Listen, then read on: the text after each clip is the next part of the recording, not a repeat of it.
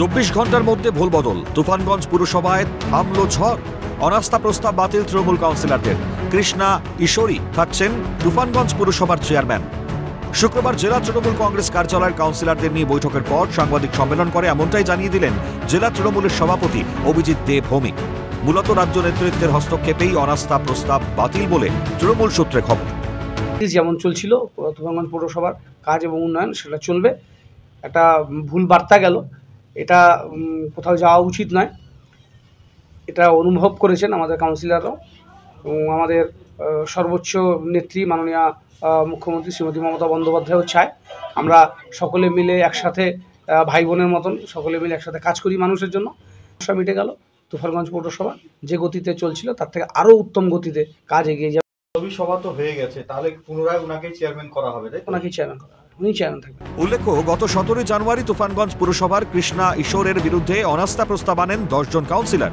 এরপর গত বৃহস্পতিবার 3 কাউন্সিলরের ডাকে আস্থা ভোট হয়।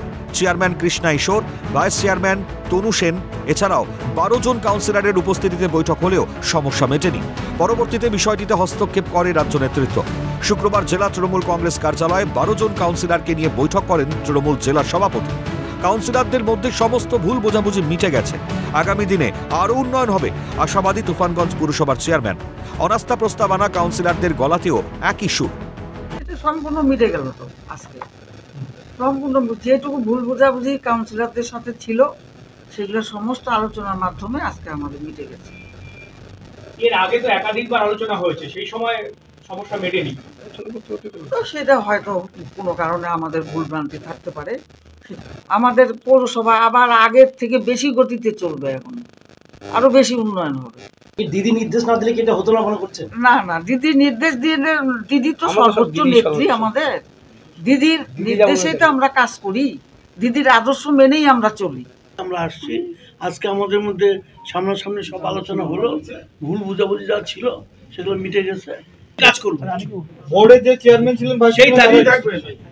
অবশেষে তৃণমূল সুপ্রিমোর হস্তক্ষেপে আপাতত শান্ত হল তুফানগঞ্জ পুরসভা। তবে 2026-এর বিধানসভার আগে এই ঝড় গতিবেগ বাড়িয়ে আছড়ে পড়বে না তো? উত্তরের জন্য সময়ের অপেক্ষা। শশীকেশ রায়ের রিপোর্ট, ক্যালকাটা নিউজ।